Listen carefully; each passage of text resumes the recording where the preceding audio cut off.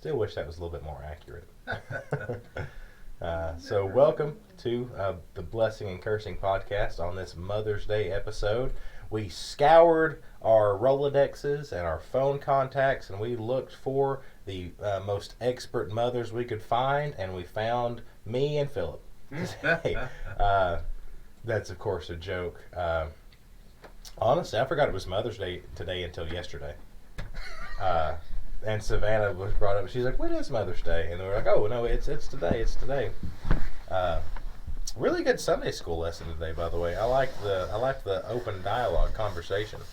Well, I think we get confused on school as in like how we went to school, how we learned, and there's a teacher up front, and she's lecturing you and she's telling you. Yeah. Which, when you have an adult class like I have, That doesn't work. it doesn't work like that because I don't know everything. And I don't know everybody's experiences. And I don't know, there was a lot of things that we learned in our meeting this morning about each other that we probably didn't know. Yeah, I was thinking draws that. draws us closer. Yeah. Which I'm not. Ease up, guys. I'm not going to tell everybody, but I got to get that on there too. Yeah. But I think the method of it's a little bit different, I think, than preaching, of course. To me, teaching, when Christ was teaching, not preaching, when he wasn't proclaiming who he was teaching, and most of the time, how did that start? By him asking questions. Yeah. And so he would ask them questions, they would give him an answer back, and then they would conversate about it. Yeah. And so that's what I like to do. I like to ask people questions. Yeah. I don't always get an answer. Like you answer your own, but You gotta get the rhythm down of like how many beats you're gonna wait before you answer it yourself. which I have more opportunity, than you. Of course, the danger with asking questions like that is if they answer the wrong answer, that may not be the wrong answer in general, but wrong for that application. You could be like, not on that same page. Yeah, not so quite. Yeah. But no, I really like the way that you do Sunday school in general, but especially on the conversation heavy topics, because when we see Christ's relationship with people, we focus on him primarily, but we miss out on the fact that a lot of this was just he was talking with his friends. Yes. And he was helping them. He was teaching them. He was uplifting them, but he was still just having a conversation with them. And we hear the bear ye one another's burdens, and we think of that as like, oh well, this person's struggling, I'm gonna go help them out over here. But part of that is also like, I need to tell you about my life. Mm-hmm. I need to tell you these thoughts. I need to tell you this idea, so that either we can work on this together, or just so you can know to pray about that. Mm-hmm. And that Sunday school today was, I think, a perfect example of that, because there was some stuff that came out that wasn't necessarily the happiest. Right. But we were able to, I think, be free with each other because we could see that we did support, love each other in that. And, I'm grateful for what I heard, and grateful what we were able to share. Speaking of mothers, and this being Mother's Day, if we were parents, I don't know what it's like to be a mother, but if we were parents and we were only parents in the good times, Yeah. you know what I'm saying? So that, and it's like people, it's like, did you have a good service today? Or, you know what I'm saying? You can say yes, but it doesn't mean that, everybody got uplifted and everybody, maybe somebody just needed to cry out. Sure. Somebody needed a shoulder to cry on. Somebody needed somebody to listen. And maybe the whole service was kind of down. Yeah. And somebody's spirit was just broken and they needed other people to be broken with them. Yeah. It's not all, it's always the answer is supposed to be, oh yeah, we had a wonderful service. But it would be wonderful to allow someone to just be broken for a minute and to have people to listen. To relate to. Yeah, to relate. Well, Christ kind of reflected the emotions of the people around him in a lot of instances. No, he didn't fly off the handle when people were flying off the handle, but like with Lazarus, we see that he was just as brokenhearted as they were. albeit for a different reason, but he reflected that with them. And he was able to help draw people out of where they were. We talked about feelings last week and how we let feelings dictate what we do.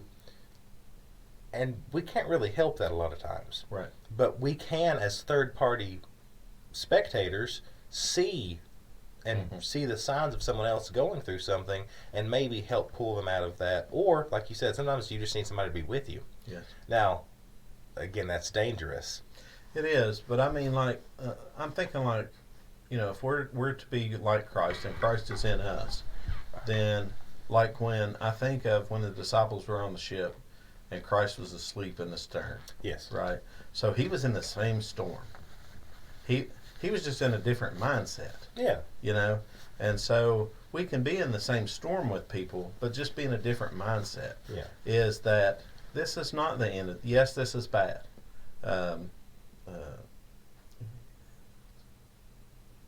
Oh, probably not. So, like with your dad. Yeah. So they're going through a struggle. They're going through a storm. He's going through a personal storm and Sure. a family storm.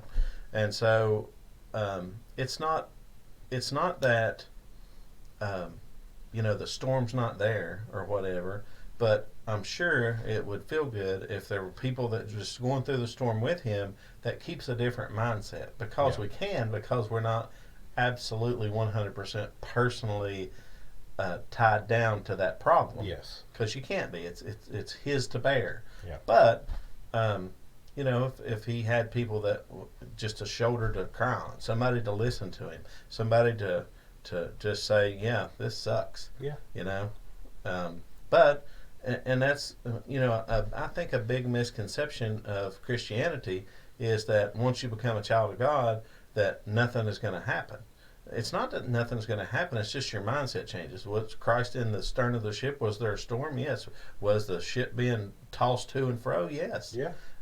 You know, but he was not concerned. Yeah. He may have been concerned, so to speak. I think our concern and our ability to recognize what's going on around us is absolutely needed. Mm-hmm. But to allow that to change who we are is not. Yeah. You know, we can't have the mindset of if there's active gunfire, well, you know, I'm at peace with it, I'm just going to walk right through the middle of it and not get hit. Mm-hmm. Kind of, you know, the opposing side of that. But we also can't say that we're never going to leave our houses for fear. Mm-hmm. And, you know, so, you know, Dad had prostate cancer, and he's had his prostate removed, and that his numbers were still present. Once said there was still something growing, and so he's going through radiation right now. And he and Mom both are handling it in very different ways, but very similar ways, and I'm able to see that, again, third party. And of course, me and my sister are affected by it as well. And Absolutely. we've got 4 different ways that we're looking at this, I think. And we're all trying to be there and support one another and help out where we can. And, you know, he's still very determined that it's not going to affect him, slow him down, and he's not letting it. Mm-hmm. And at the same time, Mom is very concerned with him overworking and overbearing himself. And I'm kind of trying to be in the middle and being like, I know what he can do, I know what he shouldn't do, and I know what he's going to do. Yeah. So case in point, I think it was Monday, I believe, I went over there to weed eat for them. Mm-hmm. Because he tends to do that, and on top of cancer, he has a hernia. Mm-hmm. So he doesn't need a weed eat. And I'd called him, I said, so, you know, what spaces do you specifically need? Because they've got quite a few little, you know, areas around there that they don't hit every week. And he was like, oh, I was actually going to do that today. I was going to have your mom watch me. And I was like, I knew you were going to. Mm-hmm. I knew you were going to, and that's why I'm coming over here today. But I think of that as, you know, with my idea of funerals, too, and we've talked about that here. I don't like, and this may have just been from my personal experience with depression, is I don't like seeing people that are caught in an emotional low or in a spiritual low. I want to try and help bring them out of that without seeming aloof and arrogant in the situation. Mm-hmm. And so at funerals, I absolutely understand grief. I understand why, I understand how, but I try and convince, and I say this in the funeral, I want to convince you of my way of thinking of things. And so I try and bring it back to a positive spin on, you know, how in the case of the death of a saved person, that it's a good thing. Mm-hmm. And that doesn't take away from the grief of, you're not going to be able to experience this person here anymore, but hopefully that lightens the load on your soul. Mm-hmm. And so I want to do that with every spiritual sense. And, it affects me horribly when I hear about people that are suffering with depression and self-harm or suicidal thoughts or suicide, because those are things that I have experience with. And I don't want anyone to go through that. And it hurts me because I feel helpless in that point. But, when we have situations like this where we can talk about that while I'm hurting, we can extend that out and hopefully help somebody else out. Mm-hmm. And, the second, the B side to this podcast, we love testimony. Absolutely. We love presenting the gospel through other people's eyes and their experiences. But on that same note, I want to be available and relatable to people that don't know that. Mm-hmm. And that's one of those things is people are afraid to ask questions. People are afraid to express emotions, and some bodies aren't okay with weakness in that sense. I think one of the reasons, I do a lot of what do you call it? What do you call it when I get people? I'm out seeking people to come on. I do a lot of. I don't know what word you're looking for, but I know what you're talking about. Yeah. You definitely. So Philip's the producer as well as co-host. He puts a lot more into this show than I've ever thought about, and he's calling people, he's scheduling, you're kind of managing guests. So when I'm out looking for people, or God just reveals them to me, or a lot of people I ask, and they are like terrified at the thought of coming on the podcast. And then most people, and a lot of you guys have seen people when they come on, they're like, wow, this is, nothing like what I thought, or it's easy, or whatever. But what I was going to get at is that it's like if I ask people that are, as my friend at work, Steve, he says, well, I'm not religious, Sure. and I'm like, man, I hope I'm not either. But people that are, we'll put the quote, Steve's quote, as not religious, they definitely would be terrified, most of them, to come on here. And the ones that are not terrified are probably just confrontational, which is not, I don't think that would help anyone. But I would love for people to come on that have a difference of opinion, Sure, but are non-confrontational. Yeah. And I hope that we've never been taken as confrontational, but if we are, then we want you to stop us. We've had some confrontation. We have had some confrontational people message us, but I would love to speak to people that have a difference of opinion or have a different way. And we've had a few guests that have difference of opinion. Sure. So, but getting back to moms, I was thinking about, I ended up with that scripture in John, I guess it was, the end of John, where Christ is on the cross, and there's seven times Christ speaks from the cross, and one of those 7 times he speaks of his mother. And it just put a thought in my head that I said this morning, and he is saying, this is your son, here's your son that's now going to take care of you. And it says that that she went and lived with him from that point on, because not only is he going to die there, be rose again, I mean his earthly physical life is metamorphosizing and changing. Yeah. He's not going to be she's not going to be going around with him and hanging out with him, and he's not going to be taking care of her. Yeah. So he's like, this is who you're going to live with now. He was making sure that his earthly mother was taken care of. One of the 7 things that he could have spoke from the cross, and he chose to speak about the care of his mother. That's just huge to me. Oh, absolutely. Yeah. Well, we don't get biblical black and white on what happened to Joseph. We assume he's dead. Right. Yeah. And so traditionally, as it was then and as it really should be today, but we see a big lack of that, of the care for the mother fell to the son at that point. Christ being the oldest son, he was the one that provided for his mother. It's very interesting to note also that he didn't really have a way to provide for himself outside of God, so that was kind of neat to look at the prospect of that. But I had said it this morning too. To me, that was showing that a son needs a mother and a mother needs a son. Because he wasn't just giving Mary the gift of the son that is John, because she had actual physical sons. Yes. You understand? Jesus had brothers. Yes. At least one we know of. Yeah. And that's always confused me too, of like, well, wouldn't James be like, okay, that's fine. But no, he picked John for some reason. And I think it was partly because John needed Mary too. And I had mentioned it briefly that we have given John the title, or John gave himself the title of the one whom Jesus loved.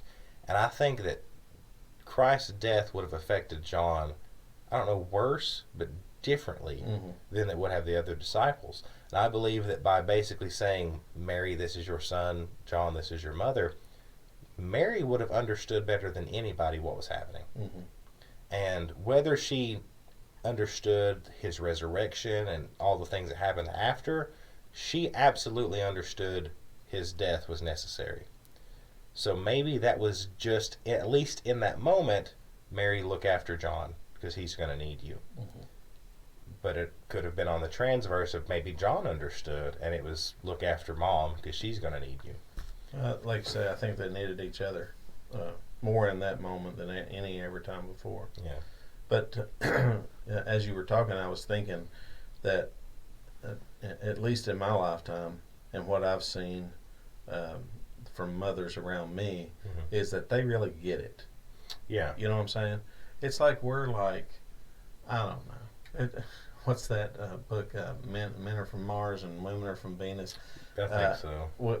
We definitely are mentally on another planet. Oh, absolutely. From women, and especially mothers, because they just are very perceptive, and they just get things, and they get their children, especially like their children can just look a certain way or walk a certain way or whatever, and they just pick up on it. And the dad is like, "What's going on? I didn't know anything was happening. You know, what's going? You know, now it could be something happening for months, and all of a sudden she says something about it, and they're like, "Yeah, that's been happening for months," and I'm like, "Didn't notice, didn't know." Sure. Yeah. Yeah. Well, you know, I've seen this 3 times now with Savannah. The bond forms much earlier, and you know, I didn't really have a lot of bonding with either of the girls until they got to a certain point. Yes. Because I don't know if it's a me thing or a man thing, but newborn babies can't do much. They kind of are just there. Yeah. And like, yeah, it's cool to hold them, but like, The negatives versus the positives are pretty high. not even the negative versus the positives, but like there's no interaction involved. Yeah. Like you can talk and That's what whatever, I mean, and yeah. like Emmy would just be like, Existing. "What's up?" Once she started to where she could laugh and giggle and crawl and stuff, that's whenever we really bonded, and we were able to get that relationship now. And it's still different than what Savannah has, because she's had that for a year prior, you know, carrying them. But they're definitely more intuitive with that, and they see a different side, and they're able to handle things. I don't know if it's necessarily better, but different. And just like we talk about with the gospel, different people need it presented maybe different ways. Absolutely. Children need to be raised differently. They need to be cared for differently, and sometimes the father has a necessity to be here for this time, for this purpose. We often think of it as the disciplinarian, but that's not the only time. And then mothers are often thought of as more of the nurturing, but that doesn't necessarily have to always be. Right. There's some times when like Savannah needs to be the one to discipline, and I need to be the one to comfort after the fact. Yeah, sometimes Savannah calls me for comfort. Sure. And I'm the dad. But, you know. It all just depends. Yeah. There was a few nights ago that Emmy's been having an issue where she just she purposefully makes a mess, and it's not just like a mess; it's like an entire bottle. A mess. Yeah. So Izzy had shaken out her bottle on the floor and was splashing it, and Emmy came and told us about it. We were like, "Thank you for telling us. Get this cleaned up." Gave Izzy a little pat and said, "Stop." So Emmy like handed me the bottle and was like, "I would like some chocolate milk." And I said, "Okay, I'll get you chocolate milk."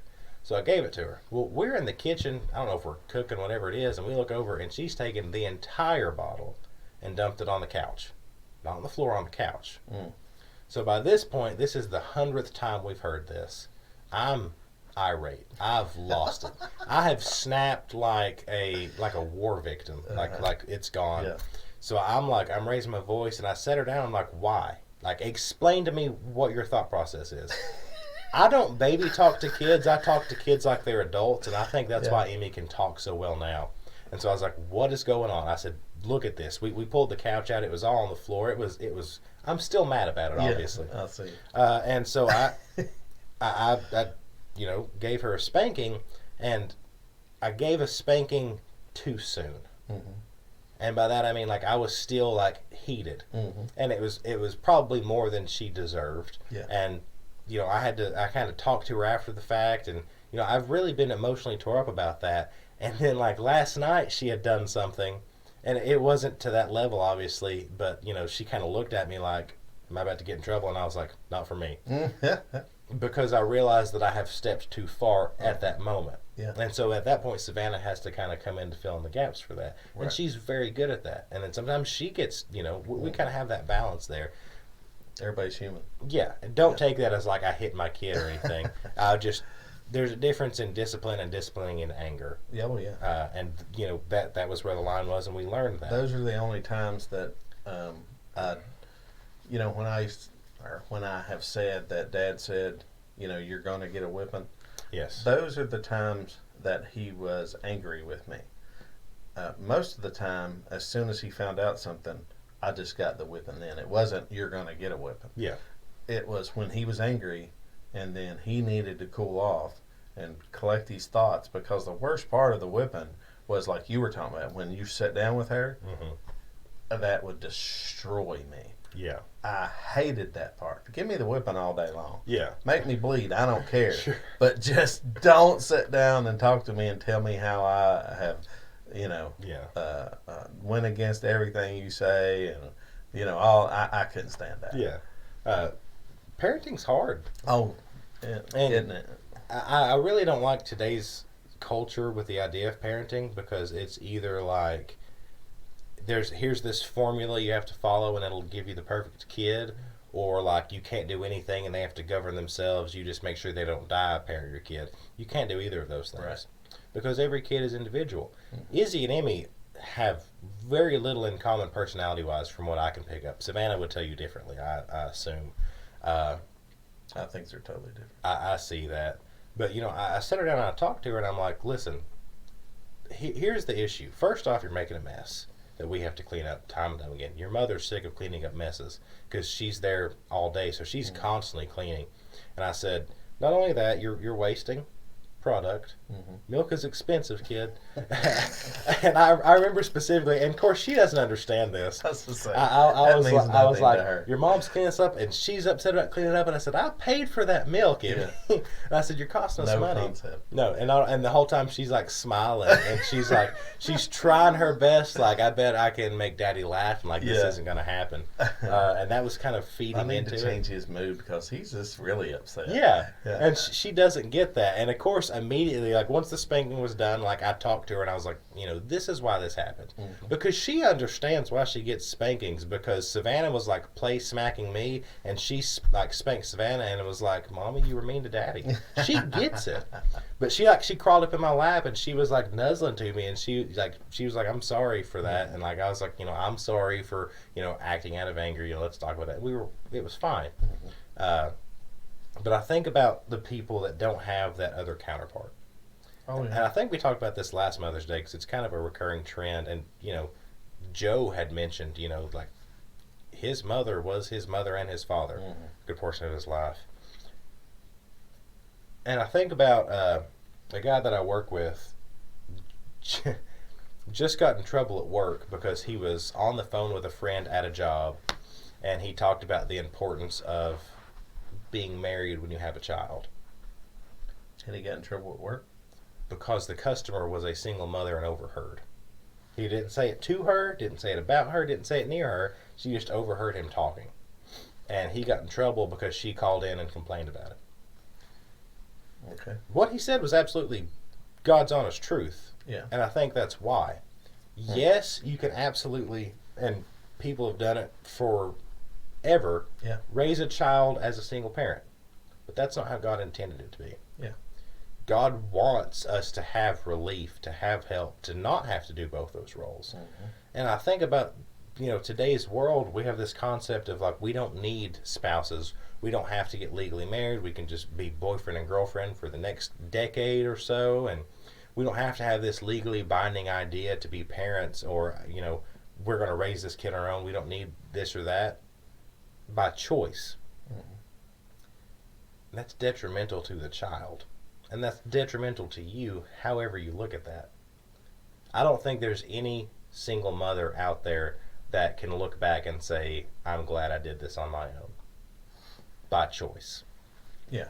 Well, they may say that from a viewpoint of, rather than the baby's daddy, I would have rather have done it on my own. And I definitely get that. There's some horrible people out there. Absolutely. Yeah, but to want to be able to be, I could see our human nature of wanting to be the only person that person has. Yeah. You know what I'm saying? I could see that too. Yeah. Some people want to be your one and only. Yeah. The person that only you go to them. And I can see that too. But in reality, we're not made to raise children on our own. He doesn't want it to be that way. Mm-hmm. And, I talked to my coworker about marriage, whenever he told me that, and I was like, that's the whole reason really for marriage. Mm-hmm. It's first off to show the unity between one another and to give us an idea of our unity in Christ. Yes. But it's also for a stability in a child's life, because that's like the whole thing with marriage is like, now you can procreate, and that's the order it's supposed to be in. And that's really all he was saying, was like there's an order to things. Yeah. Which I was like, man, I'm so proud of you. You're throwing out biblical concepts without even realizing you're doing that. Mm-hmm. And that order is important. It just has to be. Because Absolutely. God has order to things. Mm-hmm. And, like we said again, prayers go out and great commendation to single mothers out Absolutely. there that are still making that effort to raise a kid, because thank God you're still deciding to raise a child. It's funny to me, the thought come to me of the woman at the well. I don't know why. But, well, I guess I know why.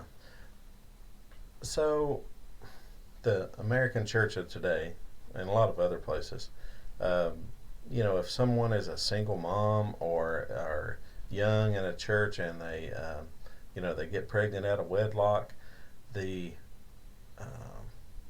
ability for that church to love on them and to help them versus to put them down and to excommunicate them. The stories, vary, Mm-hmm. but some places I know they just hug them up and love them and help them and all that kind of stuff. Other places completely excommunicate them, Yeah. and sometimes even the family will. And I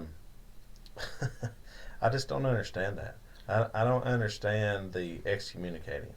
And what brought up the woman at the well is that, the disciples, everyone else, any good Jew or whoever would have never spoken to the woman at the well. Yeah. And then, especially knowing her like Christ knew her, they definitely wouldn't have spoken to her. But he went out of his way. That's not the path they were going to go. He went out of his way to talk to her. Yep.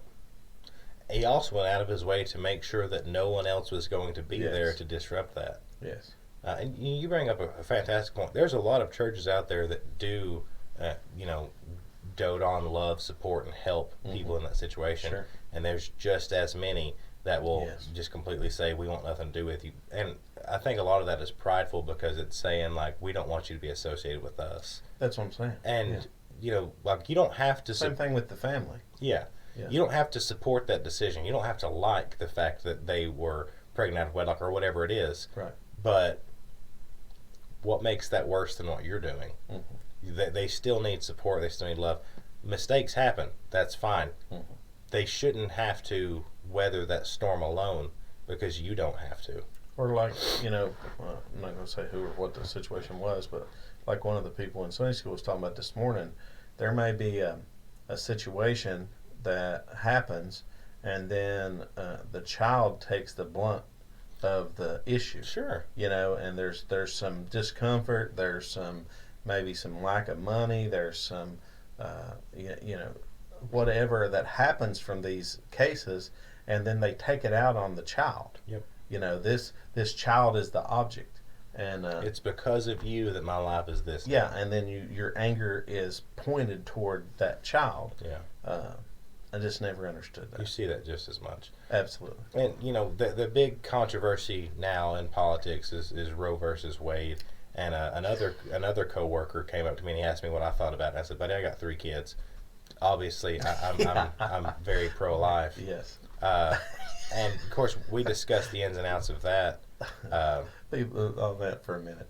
So, you know, your baby boy to come Yeah. will be my 10th grandchild. Yeah. And so when I talk about how many grandchildren I got at work, they're like, what did you tell your family to replenish the earth or what? It's always Noah's Ark right here, buddy. Oh, man. But, you know, he talked about that, and we've come to the point now to where life doesn't really matter to anybody anymore. And it's something that can just be easily tossed away. Absolutely. And what I told him is, I always hear these arguments of like, you know, well, if you're going to make me have this child, then you need to be responsible for raising this child. Yeah. And like, we still have consequences for our actions. Everything we do has a consequence. Us being on this podcast has consequences. Jamie said, I love that you guys are willing to go there. Hey, listen, you know I'll go wherever. We're just crazy like that. Yeah, and I remember hearing these stories because every time that something pops up about abortion, you hear stories. And it was like, you know, such and such ministry convinced me to keep my child. And then, you know, whenever the time came and I realized I couldn't raise this child, they wouldn't take the child and raise it for me, even though they made me keep it. And it's like, it's not their responsibility. Yeah. You made the action, it's your responsibility. If I get drunk and decide to drive and I kill somebody, well, it's not Budweiser's fault, it's mine. I did that. And what do you think it is that has made it to the point to where not only do lives not matter, but consequences shouldn't be a thing? Why should we not face the consequences of our actions? Well, it goes all the way back to the garden. It really does. Yeah. I mean, it all starts in the garden to me of consequences from action. And when, you know, what the serpent was really trying to do to Eve was to get her to doubt God's word. Yeah. And so that's really the whole thing. Sure. Is that we doubt that we are actually a creation of God. And when you're not in the mindset of who God is and what He stands for, and that He is the Creator, and that we are made in the image of God, and that we are His creation, and how important that is, the importance of that goes away. Yeah. And that's where it all starts. And when He can confuse you, change your mind, get you to not think about, however He does it, to think that God doesn't exist, that we just live this life and then we die, or go off on some tangent God or whatever, and that we're not important, and we're not loved, and we're not created by the Creator of the world, and how important that is, that how much He cares for His creation. then everything else just falls to the wayside. Yeah. And that's really the problem. And that's where he hit Eve at right off the bat. You know, whatever the big political ideologue that we want to put forward for the hot button issue of the month is, it all boils down to a lack of God. Absolutely. And the big thing that we always hear, Which is a lack of order. yeah, that we always hear specifically around this topic is like, well, we can't have an opinion because we can't get pregnant. I'll give you that. I can't get pregnant. I don't know what that's like. And they always say, well, what about, these specific cases? Shouldn't it be fine for like rape and stuff like Yes. that? And again, I'm not going to sit here and act like I know what that's like. Right. And I can't imagine what you're going through with that. Mhm. But I can also tell you that God does. Absolutely. And that in spite of whatever wickedness there is in the world, I know my God. I know He can take good things from wicked things. Absolutely. And make those things amazing. And it really comes down to, if you have Christ in your life, like we said with cancer earlier, it really doesn't matter what the situation is. You can have peace and comfort, and you can have forgiveness. You can have joy. You can have life in abundance, but only through Christ. Mhm. And so the people that have these rebuttals and these arguments and this absolute hatred and this ferocity to it, they don't have Christ. Yeah, If because they're looking at that from a point of hate and not forgiveness. And that's it. Yeah. And the only answer that I have, because the questions will always be asked of like, well, how do you feel like this? Add Christ to it and it changes the situation in every aspect. It works for cancer. It works for pregnancy. It works for whatever it is. I know it. Absolutely. And again, this is probably going to be our like most hated episode. And that's fine. We have consequences for what we say. We have. But if there's one thing we want to get out here is I'm not pushing an agenda of any kind. Honestly, I'll say the unpopular thing. I think that you should have the option because that gives you the free will to choose. Sure. If the option's not there, there's no free will. Mhm.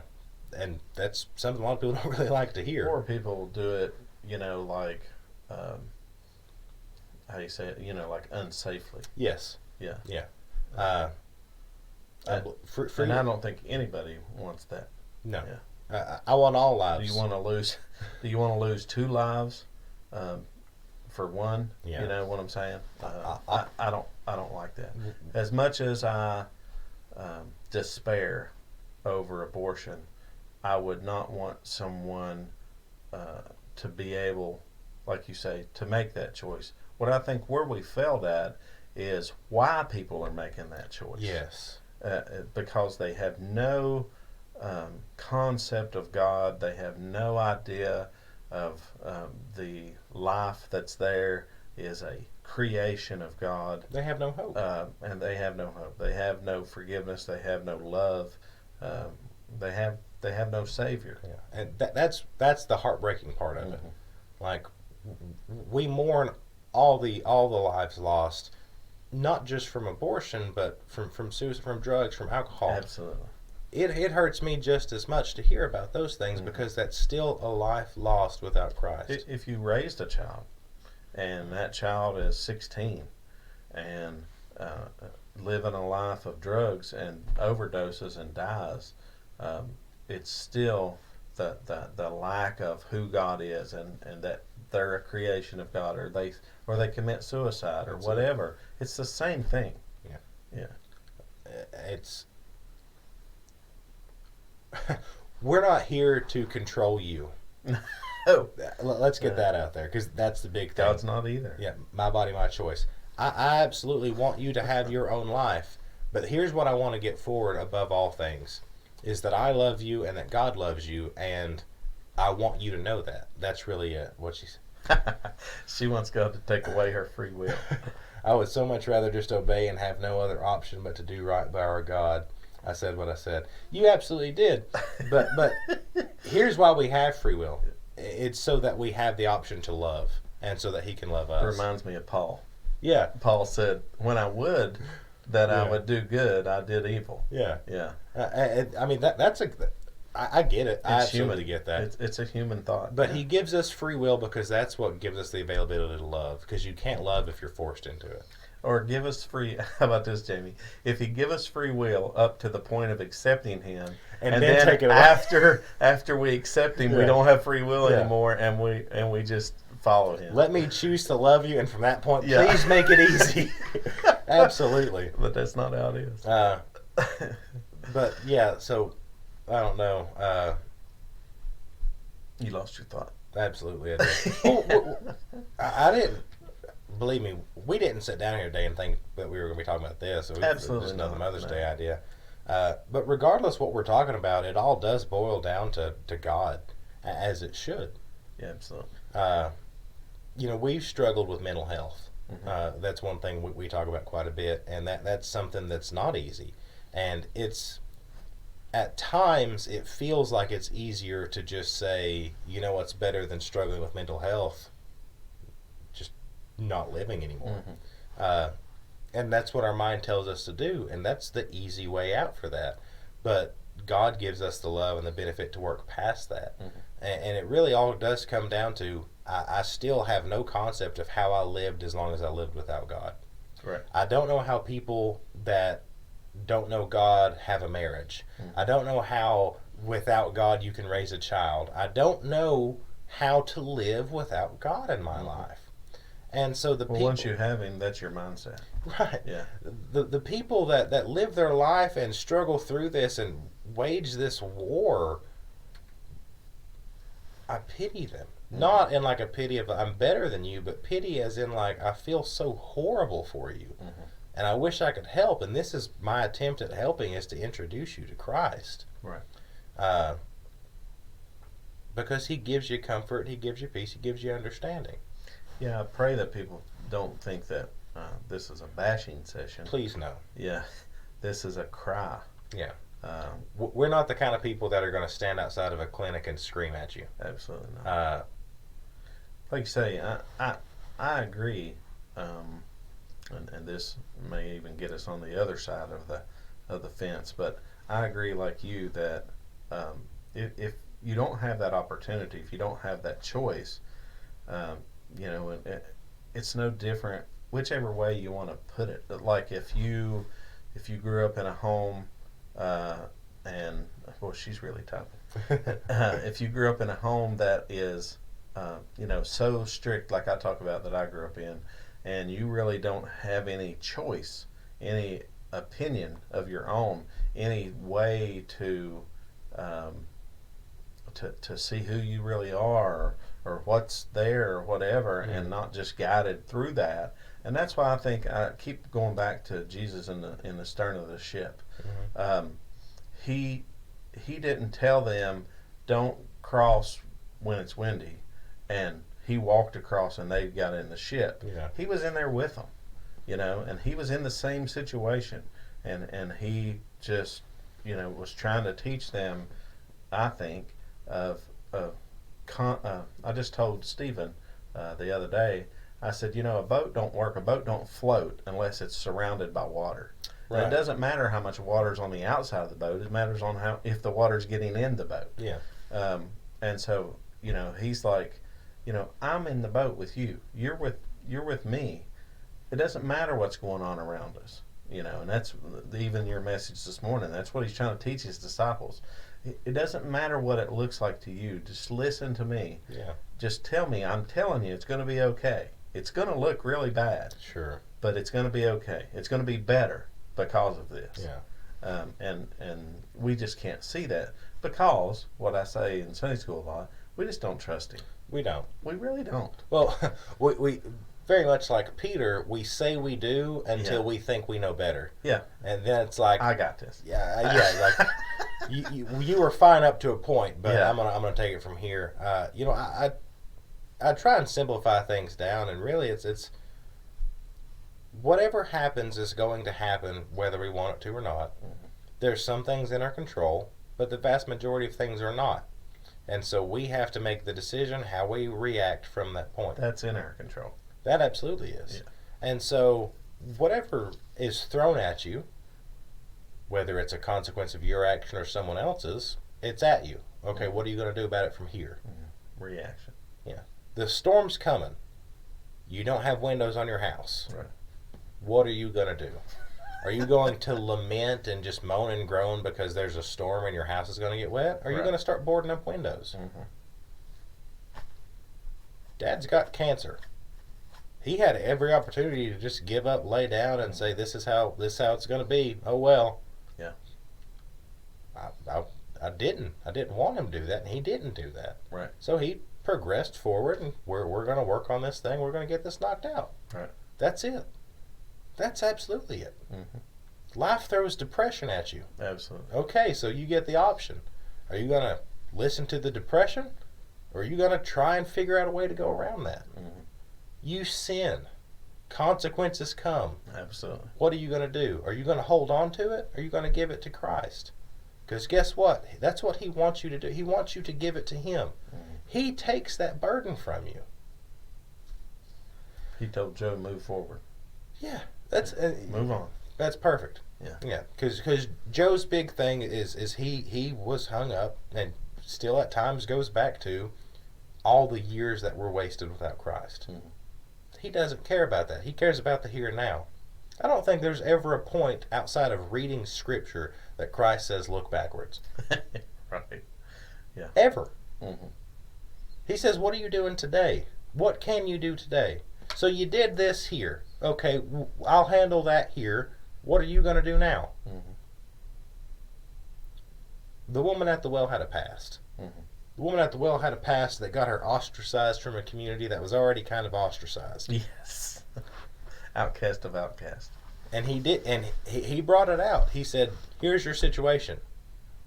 And that's the last thing he said about the situation. Yes. He said, now go forward. He only told her that to assure her of who he was. Yeah. Yeah. And she's such a really good model for this because it was never like a, well, Lord, they'll never listen to me. Mm-hmm. It was, they're going to listen to me, regardless. Mm-hmm. And she became, one of the first evangelists, definitely one of the most successful evangelists, Yes. prior to the resurrection. Mm-hmm. Why can't we do that? But women aren't supposed to share the gospel. Yeah, that's the people What that did Jackie say? We're really going to the people that tell you that We're women just should, asking for it. the people that tell So this you is that the last episode. we thank you for being here with us. The people that tell you that women shouldn't spread the gospel are old, traditional, controlling pastors. What's she saying? That would be, yeah. There's a C more on there. What are you saying, Danny? I can't read it. She said, that would be it. That would be my perfect ideal of life. Everything I could ask for free will up until the point that we accept Jesus. Oh, When we yeah. accept Jesus, we are stripped of free will because now we follow, now we do what we were supposed to do from the beginning. And it says, we made the choice. He gave us the option because, like you said, we can't truly love without choice to do so. But once we make the choice, strip me of everything and make me serve you, make me humble, make me what I need to be. That's what I want. Yeah. That would be the ideal.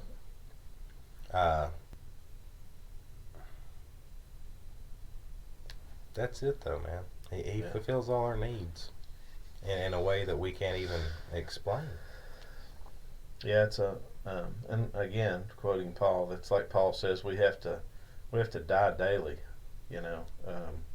So we make that choice initially, like we were talking about, me and her, but then we have to make, and I think that's where the American church is off base the biggest, is that we think you make that choice, like me and Jamie are kind of joking about, not really joking, but kidding about, Sure. that if we made that choice and then the rest of our life we just would be a child of God and just do whatever, it's not biblical. It's not taught that way. Mm-mm. We die daily. What that means is you make a conscious choice. I'm not saying if you don't make that conscious choice the next day you're not a child of God. Yeah. Don't get me wrong. I'm just saying that you make a conscious choice every day that you're going to do your best to serve God. Yep. Because you love Him, not from fear of hell, but because you know through your first choice that now you feel this love of God, and that you know He's real, and that you love Him because He first loved you. Mm-hmm. And for that, you're loving Him back by sacrificing what your flesh wants to do for what He wants you to do. Yeah. And that's a daily choice. It is. Yeah. What? I don't know. I don't know.